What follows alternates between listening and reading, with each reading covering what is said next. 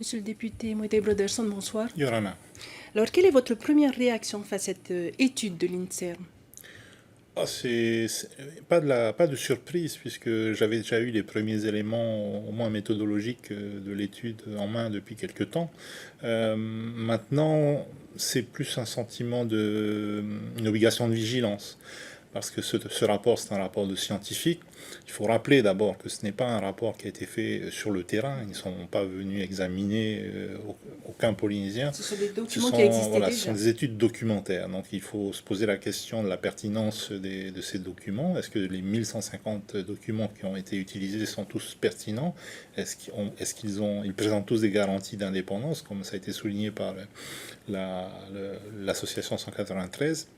Ensuite, c'est pas parce qu'une étude documentaire n'arrive pas à démontrer une corrélation qu'elle n'existe pas.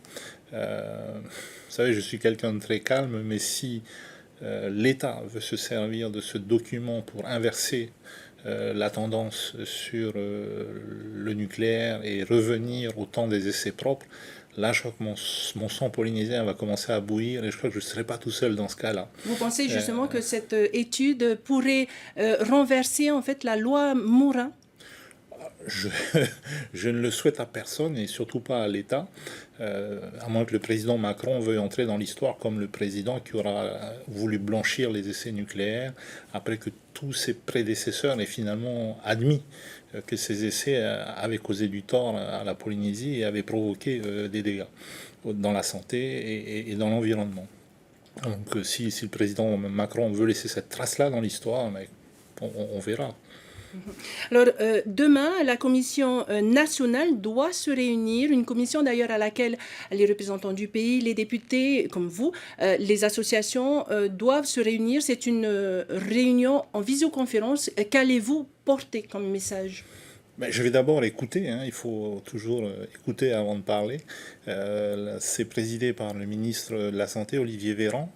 Je vais donc écouter ce qu'il a à nous dire et puis surtout essayer de voir si la volonté est d'exploiter ce rapport pour justement inverser la tendance ou au contraire, et comme le préconise une partie du rapport, de l'utiliser pour encourager d'autres études. Parce que c'est un point, je crois, important que souligne ce rapport, c'est l'insuffisance de données et d'études épidémiologiques sérieuses et continues donc sur le sujet. Donc si c'est cette deuxième partie qui est retenue et qui est mise en exergue, à ce moment-là, moi, ça me convient. Mais si on veut se servir de cette étude, vous savez, en ce moment, il y a des choses un peu bizarres qui se passent. Il y a cette fermeture d'une partie des archives qui étaient précédemment ouvertes et auxquelles les historiens n'ont plus accès aujourd'hui.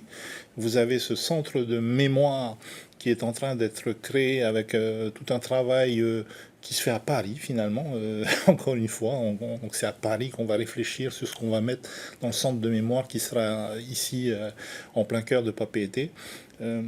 Voilà, il y a des choses bizarres qui se passent et j'espère que ce rapport ne rentre pas dans un jeu trouble que l'État voudrait jouer. J'espère bien que ce n'est pas le cas. Alors, vous parliez tantôt de manque de données. Est-ce qu'en Polynésie française, on pourrait participer? Est-ce que les associations, les élus, est-ce qu'on est prêt à donner de soi pour justement compléter ces données par rapport aux essais nucléaires? On sait que Morurua et Tato, l'association 193 sont, elles, prêtes.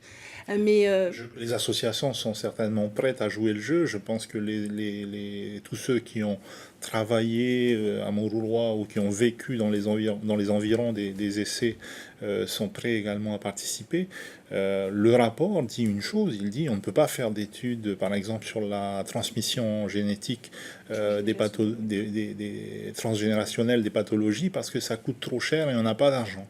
Alors quand on me dit ça, je me dis, bon, l'État français, peut-être que l'économie va mal, mais de là à dire qu'on n'a pas d'argent pour financer une étude comme celle-là, non, c'est pas sérieux. Moïté Broderson, merci beaucoup d'avoir répondu à nos questions de ce soir. Merci.